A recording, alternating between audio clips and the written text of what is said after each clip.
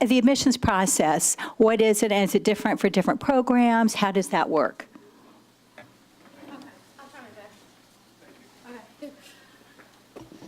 If the student is interested in getting a college degree for college credit, they have to go through the admissions process at the college. They have to fill out an application. I believe it's a $25 fee.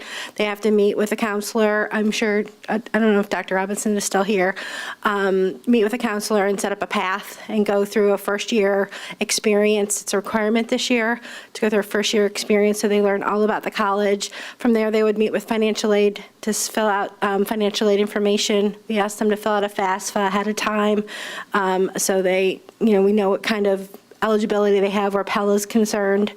Then from there, they would probably meet with their program coordinator in the subject matter area that they want to take training in.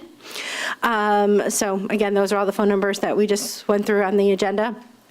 If they're going for continuing education that is not geared towards college credit, they just need to contact the registration department and register in the course and pay for the course. Primarily, our people pay out of pocket, or they use a workforce scholarship to come in and apply scholarship dollars to admission. So those are the primary ways of coming in. But again, for high schoolers, I would definitely have them meet with the counseling department and fill out the college application and get in the system that way. For the construction trades apprenticeship programs, you must either have a GED or a high school diploma. You have to be at least 18. They do drug test, so you have to be drug-free. And you don't need to apply to Tri-C. You simply apply directly to the training center that they're interested in, what trade they're interested in. And I would suggest to all the students to call those training centers, go to the website, look at what does an iron worker do? What are the job outlooks? Right now, Tri-C services 3,500 students in this program. So we have a little mini college. I register over 3,500 students every semester. So, and they don't take an apprentice unless they have a job for that person, because they are an apprentice. They have to work. So when they get on the job, they're working under a journeyman person in that trade. So they don't apply to Tri-C. We handle that for them.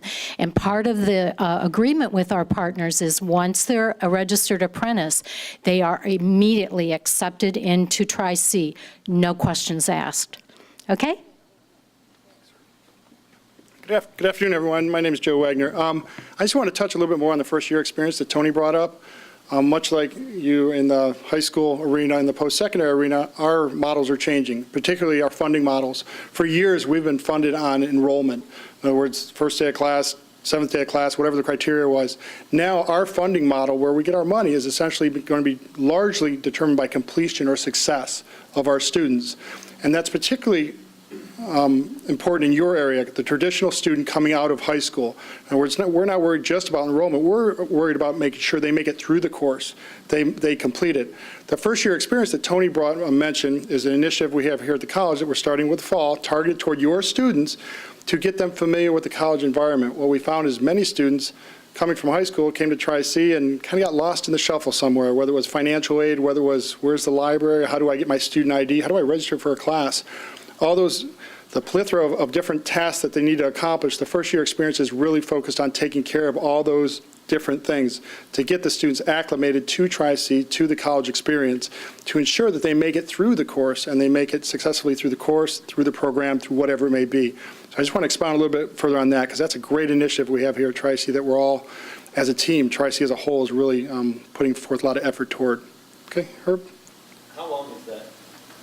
Is it? It's 1 credit hour. It's typically going to be an 8-week course at the beginning of the year. So, and I just wanted to give some clarification on the honors program opportunities. Also, students simply enroll as credit students within the college. There usually is a separate application that the students will fill out, but the qualifications are not onerous. For instance, to qualify for the honors program, the equivalent ACT scores would be about 23 for math or 25 for English. So they don't need to have a 3.99 GPA or anything of that nature in order to be able to qualify. The GPA requirements for some of the programs, for instance, the Lewis Stokes Alliances program, as low as 2.0 for the students to qualify to enter that program. In other cases, it might be 3.0 or 3.5. But the qualification criteria are not that difficult, so we encourage any students that meet those criteria to consider the honors opportunities here at the college. For the YTA program, it's not the traditional PSEOP requirements because robotics is not offered in most of your schools, so they don't have to take the Compass test and place into it. We generally would like students who have about a 2.5, but really if they have the interest and they're below that, we'll accept them as well. So it's just a matter of contacting YTA, and then we fill out the PSEO paperwork and start them in the classes. The same for the ATA, there's no placement test to get into it, they just have to have the interest, contact the program, and then fill out an application for it. Okay. Yes, yes. What kind of screening do you do? A person might have an interest but not an aptitude. How do you screen for that before you like it?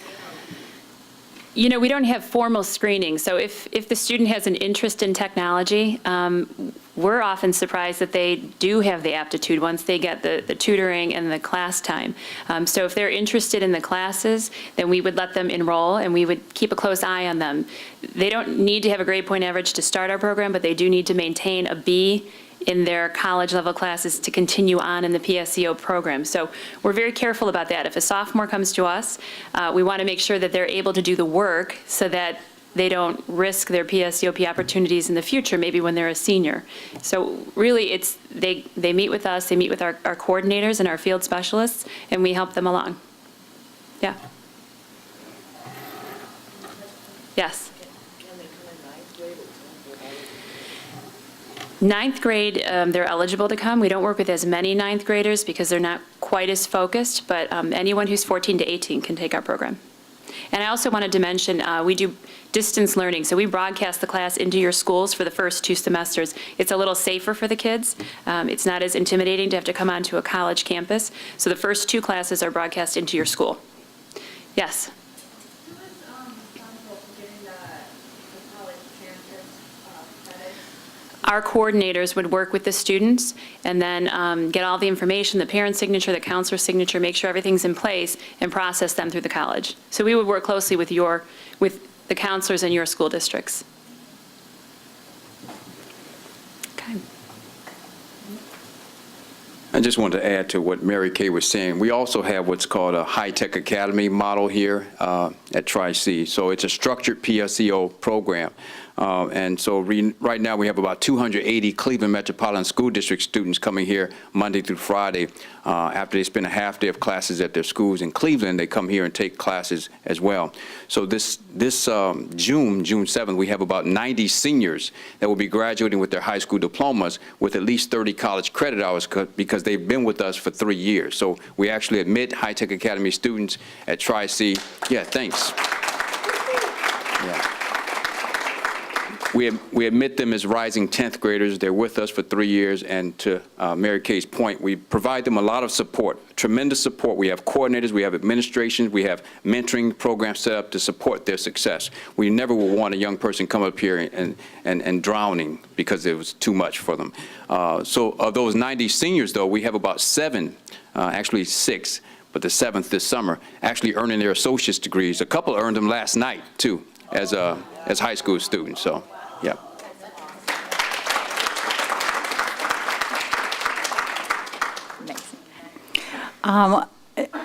Each of the college campuses has counselors, and they can meet with a counselor. They would just call the counseling department. We also, through the WED division, we have an information nights, and we have them every other week. It's on, Tuesdays.